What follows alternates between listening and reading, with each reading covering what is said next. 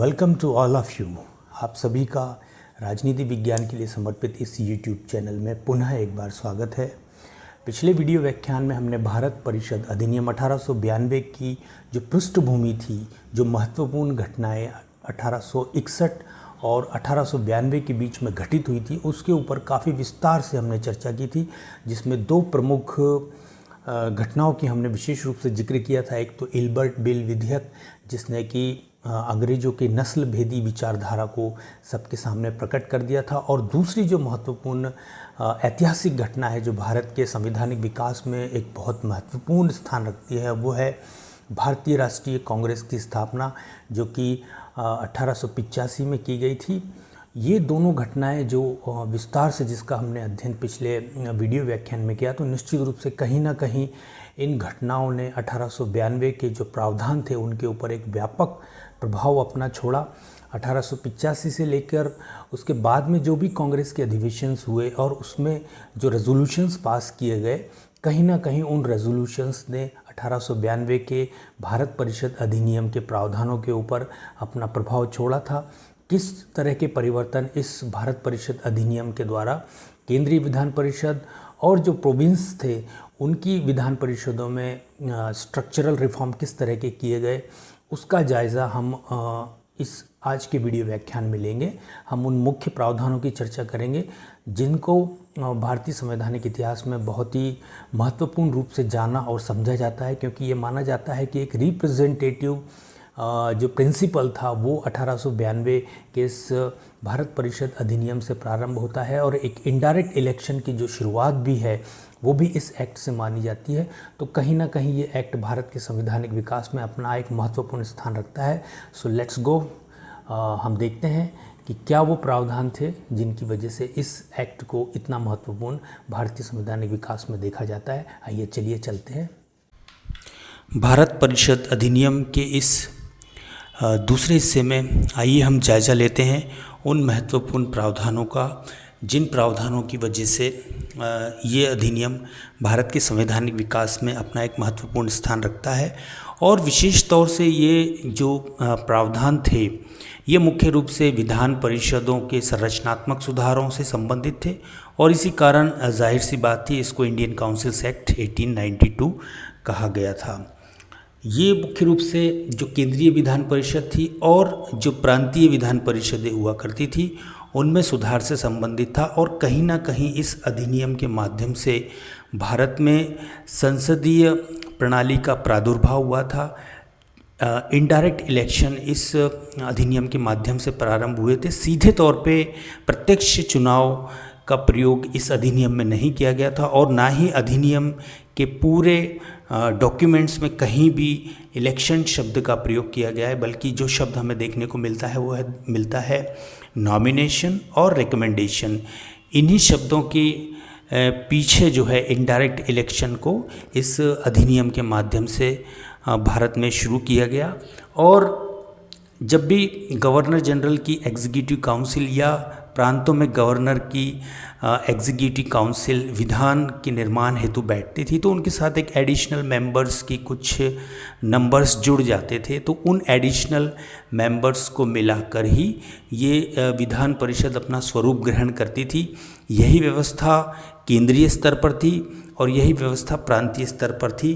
तो इस अधिनियम के माध्यम से किस किस तरह के सुधार केंद्रीय और प्रांतीय स्तर पर विधान परिषदों में किए गए, उसका जायज़ा हम इस वीडियो व्याख्यान में लेने की कोशिश करेंगे। और इससे पहले वाले व्याख्यान में हमने तात्कालिक जो पृष्ठभूमि थी, यानी कि भारत परिषद अधिनियम 1892 को पारित करने की जो तात्कालीन पृष्ठभूमि थी, उसका एक जो लंबा इतिहास था 1861 के बाद में, उसका हमने महत्वपूर्ण रूप से जायज़ा लिया था, जिसमें कि हमने देखा था कि किस तरह से भारतीय राष्ट्रीय कांग्रेस की स्थापना 1885 में होती है, और भारतीय राष्ट्रीय कांग्रेस के द्वारा अपने वार्षिक अधिवेशनों में एक रेजोल्यूशंस जो है ब्रिटिश पार्लियामेंट तक पहुंचाया जाता है, जिसके माध्यम से उनके द्वारा भारत में प्रशासनिक सुधारों की मांग की जाती है, और साथ ही साथ भारतीयों को प्रशासन में भागीदारी देने की बात की जाती है। तो उनकी उन मांगों को किस रूप में ब्रिटिश पार्लियामेंट के द्वारा स्वीकार किया गया, किस तरह से भारतीय राष्ट्रीय कांग्रेस की मांगों को इस अधिनियम के प्रावधानों में जगह दी गई, आइए उसका जायज़ा हम लेते हैं। तो सबसे पहला चर्चा जो हम करते हैं कि इस अधिनियम में भारत सचिव और उसकी जो 15 सदस्यीय परिषद ब्रिटेन में हुआ करती थी उसमें किसी भी तरह का कोई भी परिवर्तन नहीं किया गया, वो पहले की तरह यथावत बनी रही। साथ ही गवर्नर जनरल और उसकी कार्यकारी परिषद में भी कोई परिवर्तन भारत में नहीं किया गया, पहले की तरह उसमें 6 मेंबर हुआ करते थे।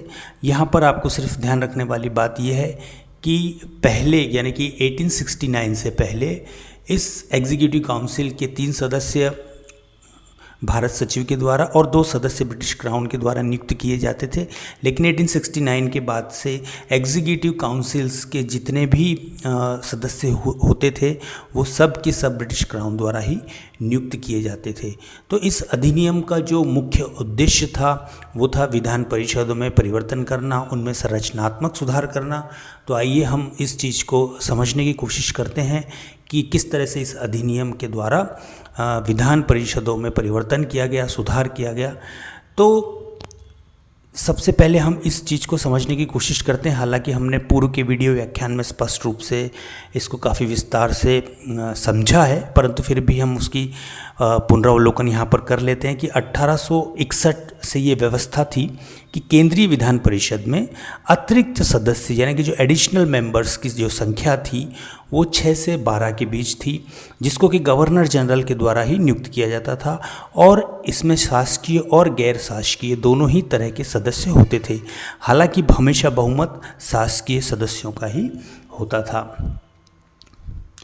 अब भारत परिषद अधिनियम 1861 के द्वारा विधान व्यवस्था में कुछ परिवर्तन किए गए, और वो परिवर्तन क्या थे आइए हम उसको देखते हैं एक बार, उसका रिवीजन हम कर लेते हैं ताकि हम आगे 1892 में जो प्रावधान किए गए उनको स्पष्ट रूप से पुराने जो व्यवस्था थी उसके संदर्भ में ठीक तरीके से समझ सकें। तो यहाँ पे हम देखते हैं कि 1861 में जो सिस्टम था वो इस प्रकार था, गवर्नर जनरल प्लस उसके 5 एग्जीक्यूटिव काउंसिल्स के मेंबर, जिसमें 1 सदस्य की वृद्धि 1874 में की गई थी। तो इस तरह से हम देखते हैं कि गवर्नर जनरल और उसकी 6 एग्जीक्यूटिव मेंबर्स जो कि उसकी काउंसिल में हुआ करते थे।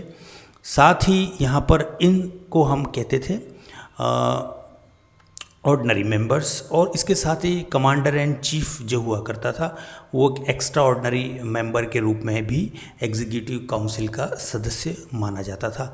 अब इस पूरी कार्यपालिका के साथ में, इस पूरी एग्जीक्यूटिव काउंसिल के साथ में इंक्लूडिंग गवर्नर जनरल कम से कम 6 और अधिकतम 12 ऐसे एडिशनल मेंबर जुड़ते थे, जब ये सारे की सारा जो संरचना है विधायन का कार्य करती थी। तो इसमें कम से कम 6 और अधिकतम 12 सदस्य जो कि गवर्नर जनरल के द्वारा ही नामांकित किए जाते थे वो इनके साथ में जुड़ जाते थे। अब ये जो सदस्य हुआ करते थे इनको हम एडिशनल मेंबर्स के रूप में जानते हैं, और ये एडिशनल जो मेंबर्स हुआ करते थे ये केवल एग्जीक्यूटिव काउंसिल के साथ उस वक्त ही जुड़ते थे जब विधायन का कार्य किया जाता था, यानी कि किसी अधिनियम, रेगुलेशन या कानून या विधि का निर्माण किया जाना होता था। उस समय ये एडिशनल मेंबर उनके साथ जुड़ जाते थे। अब इसमें दोनों ही तरीके के मेंबर होते थे, यानी कि सरकारी जो कि मिलिट्री और सिविल सर्विसेज से आते थे, और उसके साथ ही साथ गैर सरकारी सदस्य भी इसमें सम्मिलित होते थे। इसमें लेकिन हमेशा से बहुमत जो है सरकारी सदस्यों को होता था। कार्यकाल 2 वर्ष का था, और पहले जो 3 भारतीय इसमें नॉमिनेट किए गए थे आप सभी जानते हैं, पिछले वीडियो व्याख्यान में हम चर्चा कर चुके हैं, बनारस के राजा पटियाला महाराज और सर दिनकर राव। तो ये जो व्यवस्था थी ये 1861 के बाद की जो व्यवस्था थी, जो काफ़ी लंबे समय तक चलती रही। कई सारे भारतीयों को उसमें 2-2 वर्ष के लिए नियुक्त किया जाता रहा, किंतु कांग्रेस की स्थापना 1885 और उस कांग्रेस की स्थापना से पहले भी जो क्षेत्रीय संगठन एक आकार ले रहे थे और उनमें जो राजनीतिक चेतना का विकास हो रहा था, तो कहीं ना कहीं इन संगठनों के माध्यम से भारत के जो प्रबुद्ध शिक्षक वर्ग था जो शिक्षित वर्ग था, जिसके जो कि राजनीतिक मूल्यों और सिद्धांतों से परिचित था, तो कहीं ना कहीं इस अभिजन वर्ग ने इस बात की मांग करना शुरू कर दिया था कि भारत के प्रशासन में उनकी भागीदारी होनी चाहिए, उनका प्रतिनिधित्व होना चाहिए। परिणाम हम सब जानते हैं, 1885 में भारतीय राष्ट्रीय कांग्रेस की स्थापना, और भारतीय राष्ट्रीय कांग्रेस की स्थापना के साथ ही एक राष्ट्रीय मंच भारत के राजनीतिक परिदृश्य में हमें देखने को मिलता है। और इस राष्ट्रीय मंच पर देश भर के जो शिक्षित हुआ करते थे वो आपस में विचार विमर्श करके अपनी मांगों को एक संगठित आवाज़ अब देने लग गए थे, और ये आवाज़ निश्चित रूप से ब्रिटिश पार्लियामेंट तक गवर्नर जनरल और भारत सचिव के माध्यम से पहुंचने लगी थी, और उसी का परिणाम हम 1892 के भारत परिषद अधिनियम के रूप में देखते हैं। तो कांग्रेस की कई सारी मांगें थी, उन मांगों को हमने पिछले वीडियो व्याख्यान में विस्तार से समझा है, जाना है, वहाँ पर आप उसको जाकर एक बार देख सकते हैं। तो उन मांगों को किस रूप में इस अधिनियम में स्थान दिया गया उसका हम जायजा अब लेते हैं। तो ये सारा जो पूरा स्ट्रक्चर आप देख रहे हैं ये केंद्रीय विधान परिषद होता था, और ये 1861 के अकॉर्डिंग था। अब हम देखते हैं कि भारत परिषद अधिनियम 1892 में इस व्यवस्था में किस तरह के परिवर्तन किए गए। तो आपको हमेशा यहाँ ये ध्यान रखना चाहिए कि गवर्नर जनरल और उसके एग्जीक्यूटिव काउंसिल, जैसा कि हमने पहले चर्चा की, कोई परिवर्तन नहीं किया गया था। कमांडर इन चीफ एक्स्ट्राऑर्डिनरी सदस्य के रूप में मौजूद थे, और जो परिवर्तन लाया गया था वो टारगेटेड था एडिशनल मेंबर्स में। जी हाँ, एडिशनल मेंबर्स की संख्या को यहाँ पर बढ़ाया गया था, चाहे केंद्रीय विधान परिषद की बात हो या प्रांतीय स्तर पर विधान परिषदों की बात हो। दोनों ही विधान परिषदों में जो अतिरिक्त सदस्य, जिसको हम हिंदी में कहेंगे, या एडिशनल मेंबर्स जिनको हम कहेंगे, उनकी सदस्य की संख्या को बढ़ाया गया था। तो आइए देखते हैं। अब ये संख्या पहले हमने जैसा कि देखा है कम से कम 6, अधिकतम 12 हो सकती थी। अब इसको बढ़ाकर कम से कम 10 और अधिकतम 16 कर दिया गया। यहाँ पर आपको ये ध्यान रखना है कि केंद्रीय स्तर पर जिस विधान परिषद की हम चर्चा कर रहे हैं वहाँ पर पहले जो एडिशनल मेंबर हुआ करते थे मिनिमम 6 मैक्सिमम 12 हुआ करते थे, और अब इनकी संख्या को बढ़ाकर कम से कम 10 और अधिकतम 16 कर दिया गया था, जो आप यहाँ पर देख सकते हैं। और इसमें यह भी स्पष्ट प्रावधान कर दिया गया कि इसमें 6 शासकीय होंगे, यानी कि सिविल और मिलिट्री सर्विसेज से आएंगे, और 10 अशासकीय सदस्य होंगे, यानी कि जो सरकार के अधीन नहीं होंगे। तो इस तरह से हम यहाँ देखते हैं कि ये परिवर्तन प्रमुख रूप से 1892 के अधिनियम के द्वारा केंद्रीय विधान परिषद में एडिशनल मेंबर के संदर्भ में लाया गया। अब प्रश्न उठता है कि इन अतिरिक्त सदस्यों यानी कि एडिशनल मेंबर्स की संरचना को कैसे होगी, ये कहाँ से आएंगे, इनकी नियुक्ति कौन करेगा, किन शर्तों के अधीन इनकी नियुक्ति की जाएगी, तो उसका हम एक जायजा लेते हैं। तो क्योंकि हमने पहले चर्चा की कि जो सारा परिवर्तन था वो इन एडिशनल मेंबर्स पर ही केंद्रित था, तो यहाँ जो हम ग्राफिक रिप्रेजेंटेशन आपको दे रहे हैं उसमें स्पष्ट रूप से आपको ये चीज़ समझ में आएगी, क्योंकि परिवर्तन केवल एडिशनल मेंबर्स के स्तर पर किया गया था। तो हम जिस एडिशनल मेंबर्स का यहाँ पे चर्चा कर रहे हैं वो केंद्रीय विधान परिषद से संबंधित है। तो आप देख सकते हैं कि एडिशनल मेंबर्स की संख्या 10 मिनिमम और 16 अधिकतम हो सकती थी। अब ये कहाँ से आएंगे, तो इसको जो है देखिए 2 हिस्सों में हम विभाजित कर सकते हैं, शासकीय सदस्य और अशासकीय सदस्य। तो इसमें 6 जो है वो शासकीय सदस्य होंगे, यानी कि सरकारी व्यक्ति होंगे, और 10 ऐसे व्यक्ति होंगे जो कि सरकारी नहीं होंगे, जिसको हम यहाँ पर 10 अशासकीय सदस्य के रूप में यहाँ पर अंकित किया है। आगे आप देख सकते हैं कि जो शासकीय सदस्य होंगे, जाहिर सी बात है कि ये गवर्नर जनरल के द्वारा ही नामांकित किए जाएंगे, और 10 जो अशासकीय सदस्य होंगे, ये बड़ा महत्वपूर्ण है। यहाँ पर आप इस चीज़ को ध्यान से देखिएगा कि ये जो 10 अशासकीय सदस्य हैं, गैर सरकारी सदस्य हैं, इनकी नियुक्ति कहाँ से होगी, तो इसमें 5 जो सदस्य हैं तो गैर शासकीय, लेकिन इनकी 5 सदस्यों की जो नियुक्ति है वो भी गवर्नर जनरल के द्वारा ही की जाएगी। 6 शासकीय सदस्य पहले ही गवर्नर जनरल द्वारा नामांकित है, लेकिन अशासकीय सदस्य वाला जो हिस्सा है उसमें से भी 5 जो सदस्य हैं उनको गवर्नर जनरल के द्वारा नामांकित किया जाएगा, लेकिन ये अशासकीय होंगे। अगले जो 5 सदस्य आएंगे वो कहाँ से आएंगे, तो इसमें से जो 4 सदस्य हैं वो आएंगे बॉम्बे, मद्रास, कलकत्ता, उत्तर पश्चिम फ्रंटियर जो प्रोविंस था वहाँ की जो प्रांतीय परिषदें होती थी वहाँ से उनकी अनुशंसा की जाती थी, यानी कि प्रत्येक प्रोविंस से एक सदस्य की जो अनुशंसा है वो वहाँ की विधान परिषद के द्वारा की जाती थी और उस अनुशंसा के आधार पर गवर्नर जनरल के द्वारा उनको नॉमिनेट इसमें किया जाता था अतिरिक्त मेंबर के रूप में। तो अब यहाँ पर हमारे सामने स्पष्ट हो गया कि 5 सदस्य जो हैं अशासकीय हिस्से से वो गवर्नर जनरल के द्वारा नामांकित किए जा रहे हैं। 4 सदस्य हमारे पास, एक सदस्य जो है, एक बॉम्बे से, एक मद्रास से, एक कलकत्ता से और एक उत्तर पश्चिम फ्रंटियर प्रोविंस से की जो परिषदें थी इनसे हमारे सामने आ रहे हैं। कलकत्ता का मतलब है बंगाल।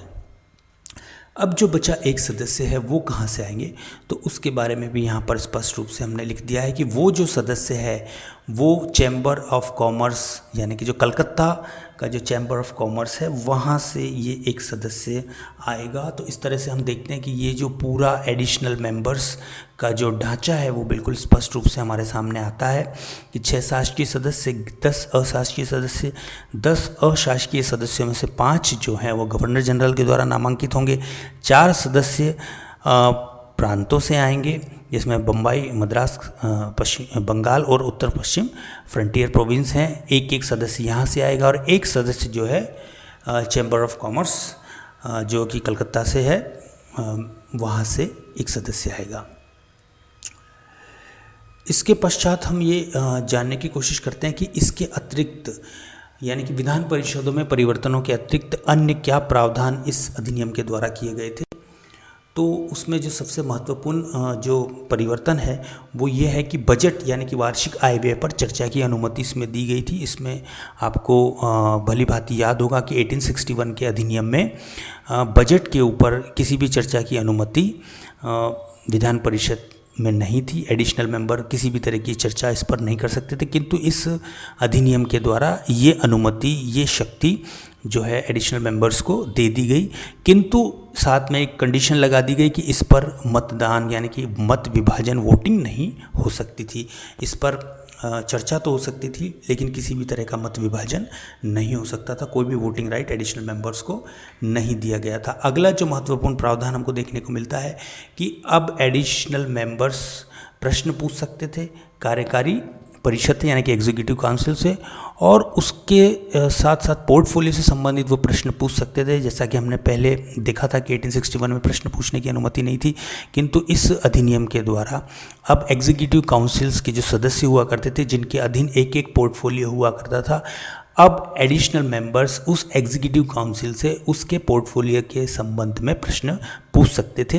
किंतु इसके साथ भी एक राइडर था, इसके साथ भी एक कंडीशन थी कि इसके लिए 6 दिन पूर्व नोटिस देना अनिवार्य था, और साथ ही साथ इसमें एक प्रावधान और था कि इसमें पूरक प्रश्न, यानी कि सप्लीमेंट्री क्वेश्चन नहीं पूछे जा सकते थे, किंतु 6 दिन के नोटिस पे प्रश्न एडिशनल मेंबर्स एग्जीक्यूटिव काउंसिल से पूछ सकते थे। बहुत महत्वपूर्ण ये प्रावधान था।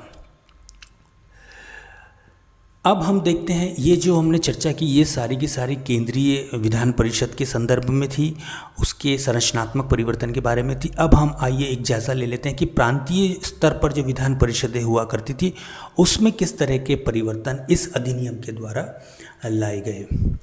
तो इसमें भी केंद्रीय विधान परिषद की तरह प्रांतीय स्तर पर भी एडिशनल मेंबर्स की संख्या में वृद्धि कर दी गई थी। आइए जायज़ा लेते हैं कितनी वृद्धि की गई थी।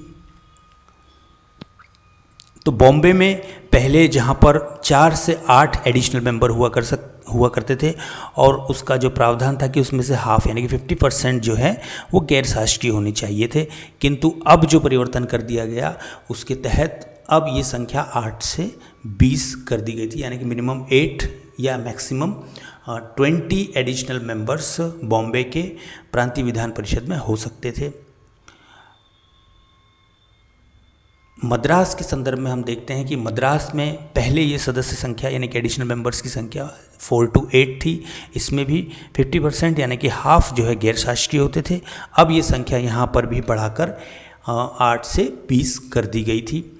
बंगाल की बात करते हैं तो बंगाल में ये संख्या पहले 12 हुआ करती थी, जिसमें 1/3 गैर शासकीय थे, और अब ये संख्या बढ़ाकर 20 कर दी गई थी। और उत्तर पश्चिमी प्रांत की हम बात कर लेते हैं तो इसमें पहले 9 एडिशनल मेंबर हुआ करते थे, जिसमें से 1/3 गैर शासकीय हुआ करते थे। अब ये सदस्य संख्या बढ़ाकर 15 कर दी गई थी। इनमें जो गैर शासकीय सदस्यों का रेशियो है वो वही था जो पहले हुआ करता था, यानी कि बॉम्बे में अब भले ही सदस्य संख्या 8-20 हो गई थी, लेकिन अब भी आधे सदस्य गैर शासकीय होते थे। उसी तरह के प्रावधान मद्रास पे भी 50% गैर शासकीय होते थे, बंगाल में 1/3 गैर शासकीय होते थे और उत्तर पश्चिम प्रांत में भी 1/3 गैर शासकीय सदस्य हुआ करते थे। अगला जो बिंदु है, अगला जो विषय हमारे सामने आता है, ये सब की सब एडिशनल मेंबर्स की हम यहाँ पर चर्चा कर रहे थे। ये एडिशनल मेंबर 1892 के एक्ट में प्रांतीय स्तर की जो विधान परिषदें हुआ करती थी उनके संदर्भ में ये जो चर्चा थी ये थी। अब ये देखना बड़ा महत्वपूर्ण होगा कि हमने जिन विधान परिषदों के एडिशनल मेंबर्स की चर्चा की वो आते कहाँ से थे, उनका चुनाव होता था, नॉमिनेशन होता था, या उनका सिलेक्शन किस तरह से होता था, तो उसका हम एक जायज़ा लेते हैं। उससे पहले आपको ये चीज़ ध्यान रखनी चाहिए कि केंद्रीय स्तर पर जो विधान परिषदें हुआ करती थी उसका जो एडिशनल मेंबर्स का गैर शासकीय वाला जो हिस्सा है, जो उसमें से 4 सदस्य इन प्रोविंस के जो असेंबली हुआ करते थे, यानी कि विधान परिषद हुआ करते थे, उसमें से उनको एक सदस्य को नॉमिनेट रिकमेंडेड किया जाता था और बाद में उसको फिर गवर्नर जनरल के द्वारा नॉमिनेट किया जाता था केंद्रीय विधान परिषद में। अब हम जो चर्चा कर रहे हैं वो है कि प्रांतीय विधान परिषद के जो एडिशनल मेंबर्स थे, जो कि खास तौर से गैर शासकीय होते थे, वो कहाँ से आते थे। तो यहाँ पर हम देख लेते हैं जो अतिरिक्त सदस्य, यानी कि प्रांतीय विधान परिषद के जो अतिरिक्त सदस्य हुआ करते थे वो कहाँ से आते थे। वो आते थे यूनिवर्सिटीज़ से, वो आते थे चैम्बर ऑफ कॉमर्स से, वो आते थे डिस्ट्रिक्ट बोर्ड से, और वो आते थे जमींदारों के समूह से, और वो आते थे म्यूनिसिपैलिटीज़ से। तो इस तरह से हम देखते हैं कि ये जो प्रांतीय विधान परिषद की जो हम चर्चा कर रहे हैं और इसके जो एडिशनल मेंबर्स हुआ करते थे वो कहाँ से आते थे, यूनिवर्सिटीज़ से, चैम्बर ऑफ कॉमर्स से, यानी कि जिस प्रांत में ये जिस विधान परिषद की हम चर्चा कर रहे हैं ये जिस प्रांत में स्थित होती थी वहाँ का जो चैम्बर ऑफ कॉमर्स होता था, यानी कि व्यापारियों का समूह जो होता था, वहाँ से मेंबर आते थे, डिस्ट्रिक्ट बोर्ड से मेंबर आते थे, जमींदारों के समूह से मेंबर आते थे, और म्यूनिसिपैलिटीज़ से भी मेंबर्स जो है रेकमेंड एक तरीके से किया जाता था। यहाँ पर क्योंकि एक्ट में कहीं भी इलेक्शन शब्द का प्रयोग नहीं किया गया है, प्रयोग जो शब्द का किया गया है वो है रिकमेंडेशन, यानी कि ये जो बॉडीज़ थी, universities, chamber of commerce, district board, zamindars और म्यूनिसिपैलिटीज़, ये रिकमेंड करती थी और इस रिकमेंडेशन के आधार पर जो प्रांतीय गवर्नर हुआ करते थे वो इन सदस्यों को एडिशनल मेंबर के रूप में विधान परिषद में नॉमिनेट किया करते थे। ये सारी की सारी व्यवस्था थी। अब सवाल ये होता है कि university, chamber of commerce, district board, जमींदार और म्यूनिसिपैलिटीज़ यहाँ पर एक से अधिक सदस्य अगर एडिशनल मेंबर के रूप में जाना चाहते थे तो निश्चित रूप से यहाँ पर चुनाव का आगाज़ किया गया था। तो ये कहीं ना कहीं एक इनडायरेक्ट इलेक्शन का भारत के संवैधानिक इतिहास में हम प्रारंभ देख सकते हैं। तो इसको हम 2 स्तरों पर समझ सकते हैं। एक तो जो प्रांतीय सदस्य एडिशनल मेंबर्स के रूप में जाते थे उसमें कहीं ना कहीं इनडायरेक्ट चुनाव का ये एक तत्व थोड़ा सा शामिल था, और जो प्रांतीय स्तर पर विधान परिषदें हुआ करती थी, जो एक सदस्य केंद्रीय विधान परिषद के लिए चुना करती थी, उसमें भी कहीं ना कहीं इनडायरेक्ट इलेक्शन का तत्व आ जाता है। हालांकि इलेक्शन शब्द का प्रयोग पूरे एक्ट में कहीं नहीं किया गया है, रिकमेंडेशन का यूज़ किया गया है। तो यहाँ पर हम ये कहेंगे कि universities, chamber of commerce, district board, जमींदार, म्यूनिसिपैलिटी, यहाँ से सदस्यों को रेकमेंड किया जाता था और फिर उन रिकमेंडेशंस के आधार पर जो गवर्नर हुआ करते थे प्रांतों के, वो इन सदस्यों का नॉमिनेशन एडिशनल मेंबर के रूप में विधान परिषद में करते थे। हालांकि कुछ ना कुछ यूनिवर्सिटीज़ और ये जिन बॉडीज़ की हम चर्चा कर रहे हैं वहाँ पर चुनाव होते थे और उसी के आधार पर सदस्यों को रेकमेंड किया जाता था। ठीक उसी तरीके से जो प्रांतीय विधान परिषदें हुआ करती थी, जो प्रांतीय लेजिस्लेटिव असेंबलीज हुआ करती थी, वहाँ से जो सदस्य केंद्रीय विधान परिषद के लिए जाते थे तो उसमें भी कहीं ना कहीं एक चुनाव का तत्व था और उसी के माध्यम से उनको रेकमेंड किया जाता था। बाद में फिर गवर्नर उनको एडिशनल मेंबर के रूप में केंद्रीय विधान परिषद में as a representative of province यानी कि जिस प्रोविंस से उनको रेकमेंड किया जाता था उसके प्रतिनिधित्व के तौर पर उनको केंद्रीय विधान परिषद में एडिशनल मेंबर के रूप में गवर्नर जनरल के द्वारा नॉमिनेट किया जाता था। तो इस तरह की ये सारी जो व्यवस्था है वो हमको 1892 के एक्ट में देखने को मिलती है। आइए हम इसका विश्लेषण और आकलन भी कर लेते हैं कि इस सारी व्यवस्था, इस सारे परिवर्तन का प्रभाव हमें किस रूप में दृष्टिगोचर होता है। तो इसके 2-3 महत्वपूर्ण बिंदु हैं जो कि किसी भी परीक्षा में बहुत महत्वपूर्ण हो सकते हैं।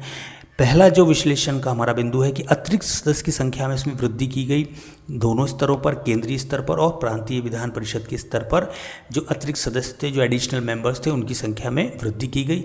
इससे अधिक भारतीयों को प्रतिनिधित्व मिलने का रास्ता खुल गया था। हालांकि चुनाव शब्द का दूसरा बिंदु की चर्चा करते हैं। हालांकि चुनाव शब्द का कहीं भी उल्लेख नहीं था, केवल अभिशंसा यानी कि रिकमेंडेशन, इसकी चर्चा हमने कई बार कर ली है, और नामांकित नॉमिनेटेड शब्दावली का प्रयोग ही पूरे एक्ट में किया गया है।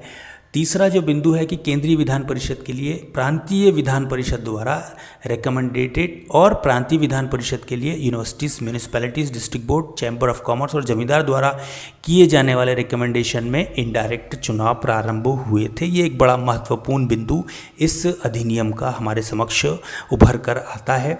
तो कहीं ना कहीं इसने एक संसदीय परंपरा का प्रादुर्भाव प्रारंभ किया, क्योंकि प्रश्न पूछने की भी अनुमति दी गई थी, बजट पर चर्चा करने की भी अनुमति इस अधिनियम के द्वारा दे दी गई थी। इस कारण ये भारत के संवैधानिक विकास का जो इतिहास है उसमें एक महत्वपूर्ण स्थान रखता है।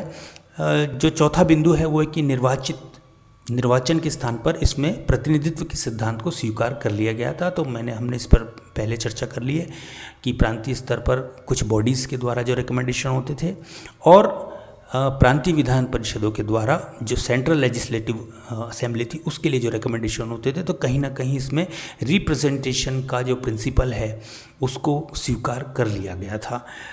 अंतिम बिंदु की हम चर्चा करते हैं जो कि आलोचनात्मक दृष्टि से बहुत महत्वपूर्ण है कि यद्यपि अतिरिक्त सदस्यों में गैर शासकीय सदस्यों की संख्या अधिक थी। केंद्रीय स्तर पर आप देखिए शासकीय सदस्य 6 हुआ करते थे और गैर शासकीय सदस्य 10 हुआ करते थे, किंतु जब कार्यकारी परिषद यानी कि एग्जीक्यूटिव काउंसिल्स के मेंबर को भी जब शासकीय सदस्यों के साथ जोड़ दिया जाता था तो उनकी संख्या हमेशा से बहुमत में होती थी। यानी कि सरकार की जो मंशा होती थी, सरकार उस तरह का विधान बहुत आसानी से ऐसी विधान परिषद में पास करा लेती थी क्योंकि बहुमत उसके पास होता था। केंद्रीय विधान परिषद की बात करें तो गवर्नर जनरल, उसके 6 एग्जीक्यूटिव काउंसिल्स के member plus commander in chief, और इसके अतिरिक्त जब विधान निर्माण के लिए ये पूरी की पूरी समिति जिस प्रांत में बैठती थी उसका जो लेफ्टिनेंट गवर्नर या जो गवर्नर हुआ करता था वो भी उसका पदेन सदस्य हुआ करता था। तो इस तरह से हम देखते हैं कि 9 एग्जीक्यूटिव काउंसिल्स के मेंबर प्लस शासकीय सदस्य यानी कि 6, 9 6 15, ये हमेशा से गैर शासकीय सदस्यों की तुलना में बहुमत में होते थे। तो ये बात बिल्कुल स्पष्ट है कि जो भी विधान पारित होता था वो सरकारी बहुमत के कारण सरकार की मंशा और इच्छा के अनुसार ही पारित होता था। हालांकि कुछ इनडायरेक्ट इलेक्शन की वजह से, प्रारंभ की वजह से ये अधिनियम अपने आप में बहुत महत्व रखता है। हालांकि वास्तविक रूप से देखा जाए तो अभी भी ये जो विधान परिषदें ही थी, जो चाहे केंद्रीय स्तर पर हो और चाहे प्रांतीय स्तर पर हो, अभी भी वास्तविक कार्यकरण से, वास्तविक शक्ति से काफ़ी दूर थी।